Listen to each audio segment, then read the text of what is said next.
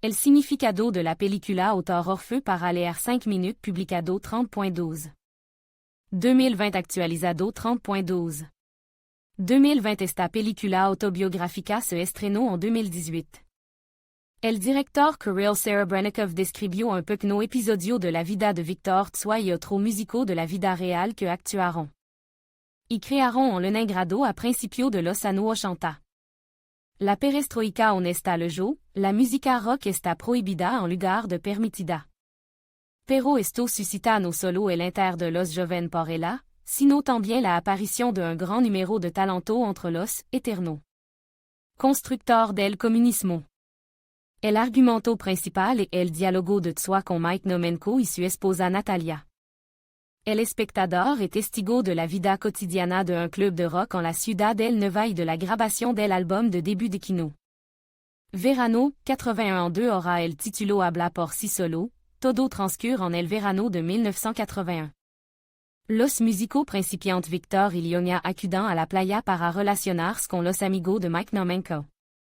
En esta época, este considerado un gurú de la música rock, al frente del grupo Zo. El tipo canta la canción Summer, y todos los presentes cantan con él. Tzwa ha escrito su primera obra, que no se convertirá en éxito hasta final de la década. Aún no tiene su propio músico ni el nombre del futuro colectivo. Le importa la opinión de Mike, por eso, él y Leonid interpretan los temas Idly y My Friends.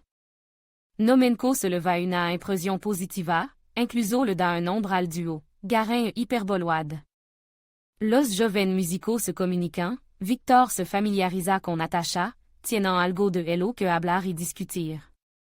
Desde los primeros minutos de la conversación entre ellos y una fuerza de atracción, seguramente mucho espectador se sentirán intrigado por el desarrollo de las relaciones posterior. Mike nota el inter de su mujer por el joven talento, pero no habrá conflicto. Más tarde Natalia calificará esta relación de asunto de Nino, todo se mantendrá impoluto y sin engano. Garin y los Hyperboloid, solicitan entrar en el club de rock. Nomenko ayuda a la banda en todo lo posible, tienen la difícil tarea de convencer al estricto consejo artístico. El responsable camarada Ivanov tiene que aguantar los títulos de las canciones, provocativo para la época. El duo de Tzwa se presenta como una sátira.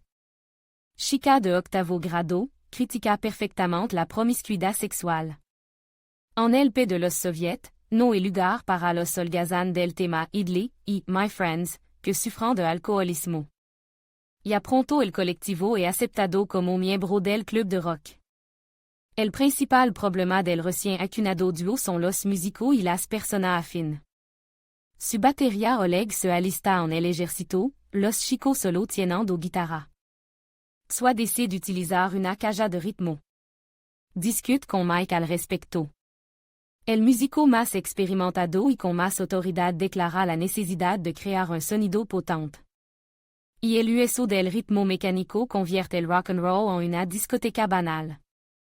Victor respeta a Nomenko, pero en este asunto tienen clara contradicción.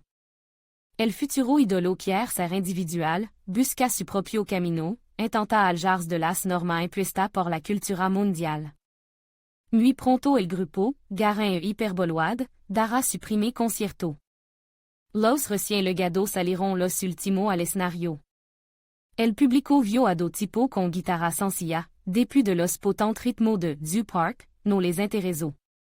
Muchos se fueron, pero Mike apoyó a Tzwa. Durant la interpretación del éxito, Once I Was a Beatnik, acompañó el canto con el apoyo de su guitarra solista.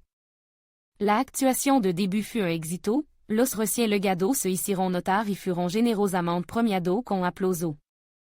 Los primeros conciertos de rock de la época tienen un aspecto cómico.